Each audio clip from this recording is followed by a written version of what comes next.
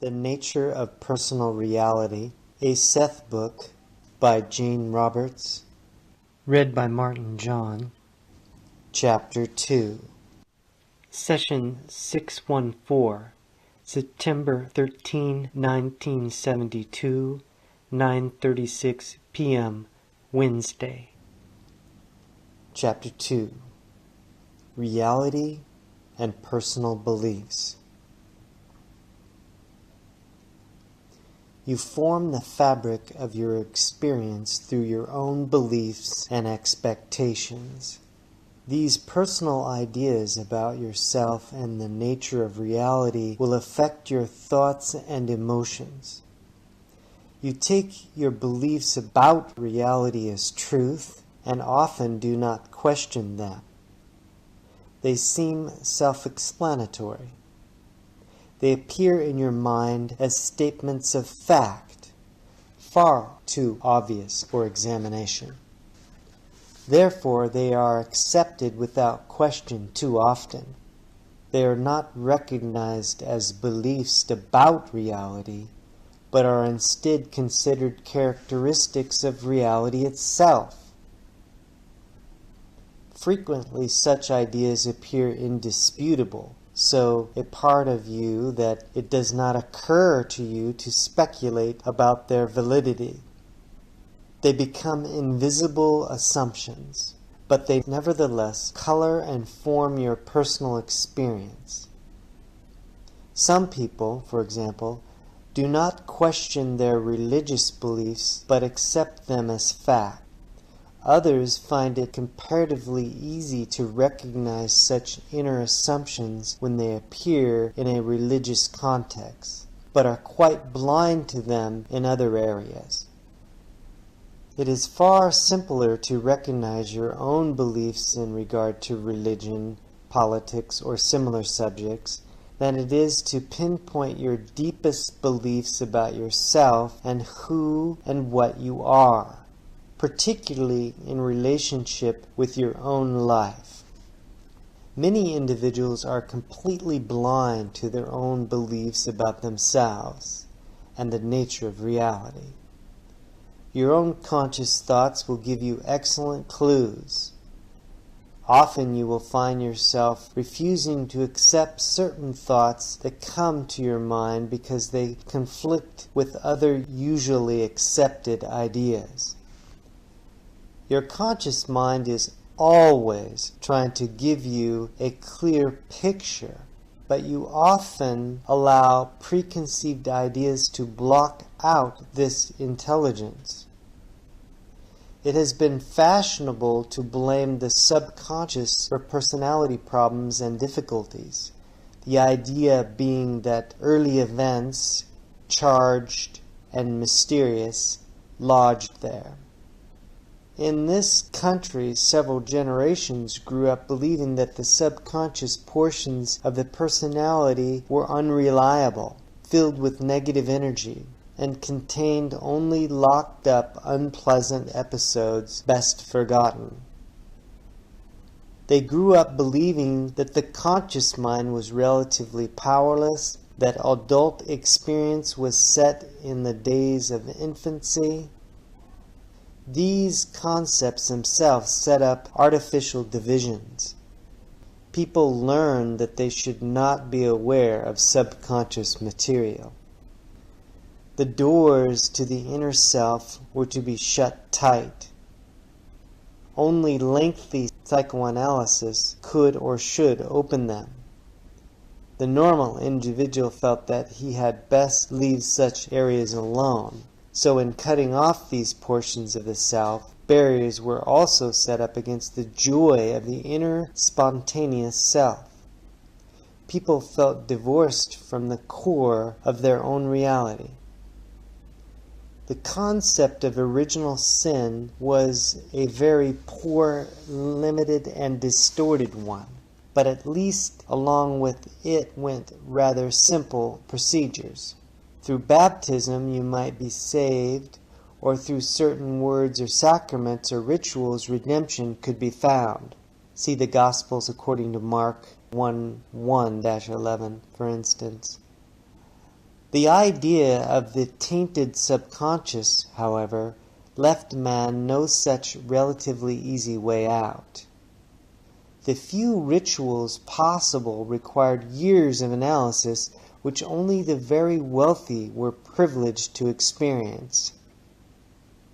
About the same time that idea of the unsavory subconscious arose so strongly, the idea of the soul went out the window.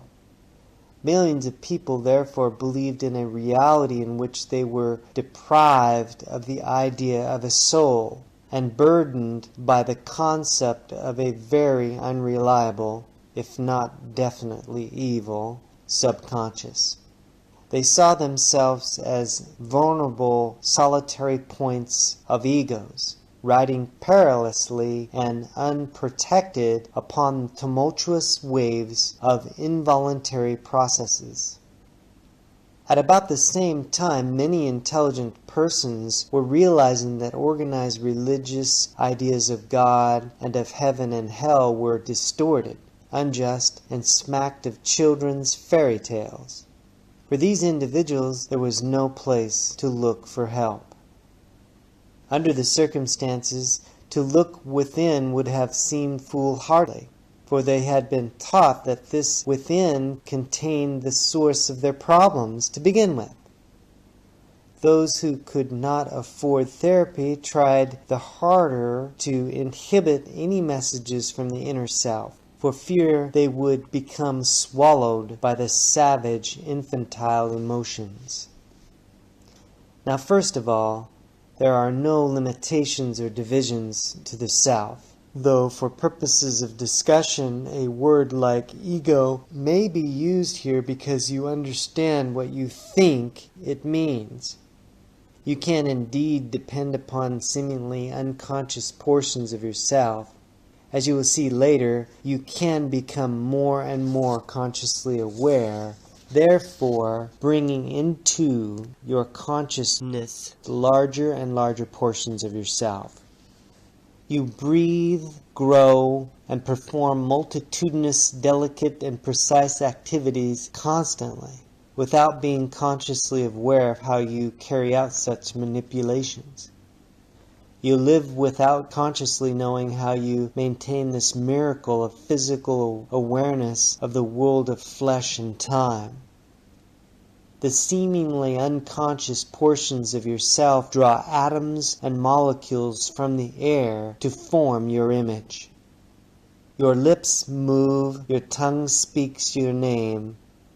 Does the name belong to the atoms and molecules within your lips or tongue?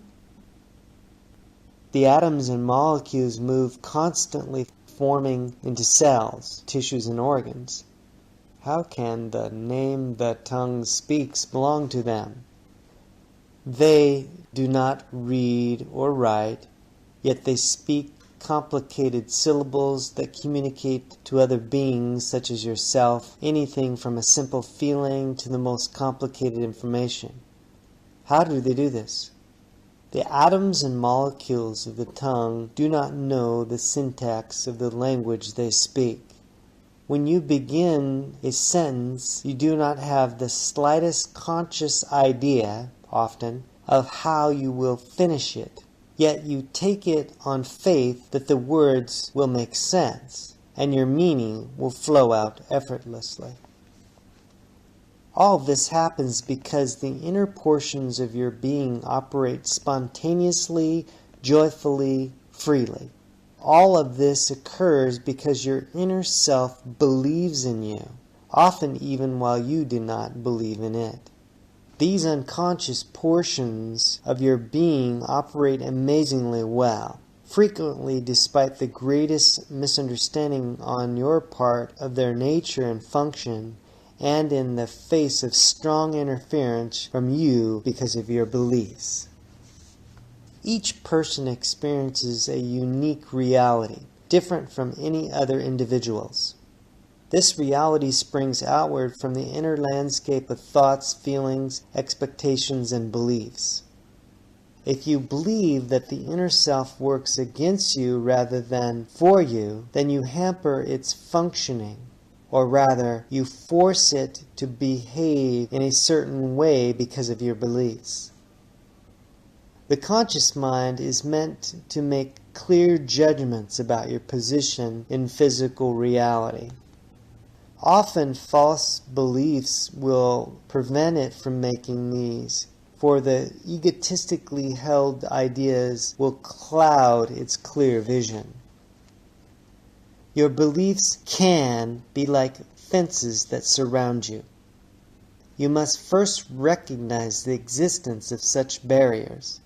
You must see them, or you will not even realize that you are not free, simply because you will not see beyond the fences. They will represent the boundaries of your experience.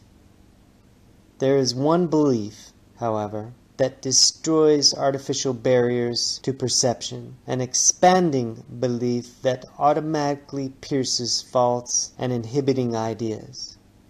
Now, separately, the South is not limited. That statement is a statement of fact. It exists regardless of your belief or disbelief in it. Following this concept is another. There are no boundaries or separations of the South. Those that you experience are the result of false beliefs. Following this is the idea that I have already mentioned. You make your own reality. To understand yourself and what you are, you can learn to experience yourself directly apart from your beliefs about yourself. What I would like each reader to do is sit quietly. Close your eyes. Try to sense within yourself the deep feeling tones that I mentioned earlier in Chapter 1. This is not difficult to do. Your knowledge of their existence will help you recognize their deep rhythms within you. Each individual will sense these tones in his or her own way, so do not worry about how they should feel. Simply tell yourself that they exist, that they are composed of the great energies of your being made flesh. Then let yourself experience. If you are used to terms like meditation, try to forget that term during this procedure. Do not use any name. Free yourself from concepts and experience the being of yourself and the motion of your own validity. Do not question, is this right? Am I doing it correctly? Am I feeling what I should feel? This is the book's first exercise for you. You're not to use other people's criteria. There are no standards but your own feelings. No particular time limit is recommended. This should be an enjoyable experience. Accept whatever happens as uniquely your own. The exercise will put you in touch with yourself. It will return you to yourself. Whenever you are nervous or upset, take a few moments to sense this feeling tone within you, and you will find yourself centered in your own being, secure. When you have tried this exercise several times, then feel these deep rhythms go out from you in all directions, as indeed they do. Electromagnetically, they radiate out through your physical being, and in ways that I hope to explain later. They form the environment that you know, even as they form your physical image.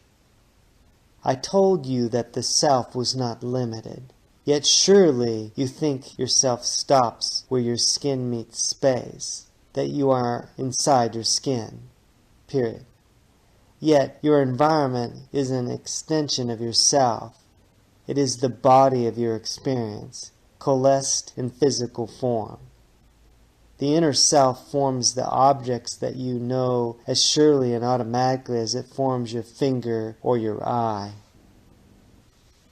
Your environment is the physical picture of your thoughts, emotions, and beliefs made visible.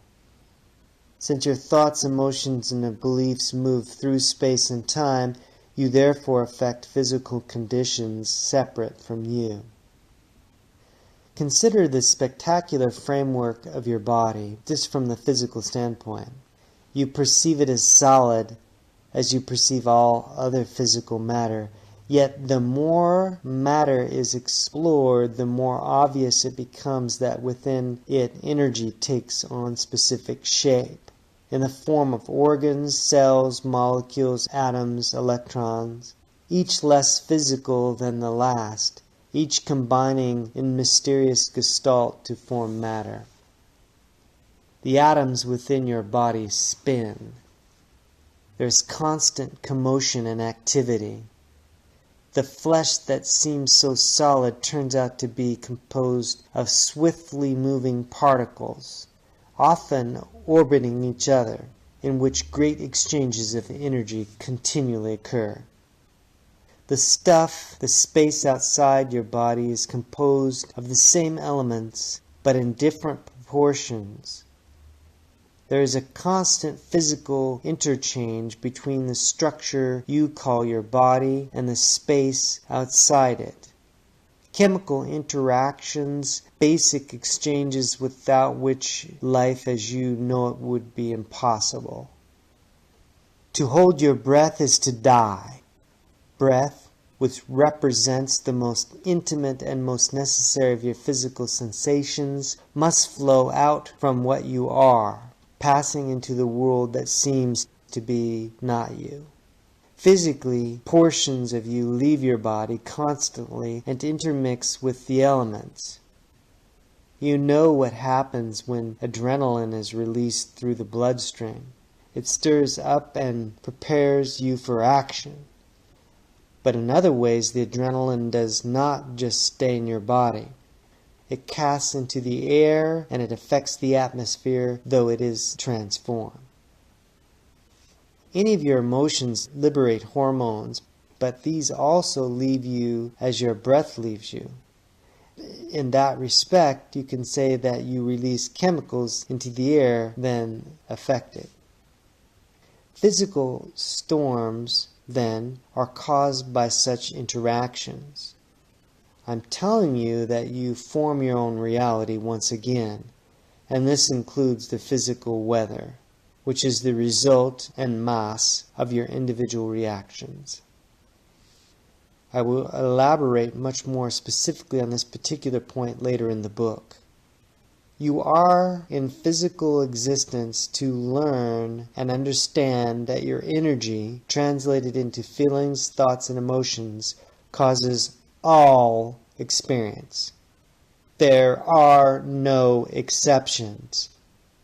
Once you understand this, you have only to learn to examine the nature of your beliefs, for these will automatically cause you to feel and think in certain fashions. Your emotions follow your beliefs. It is not the other way around.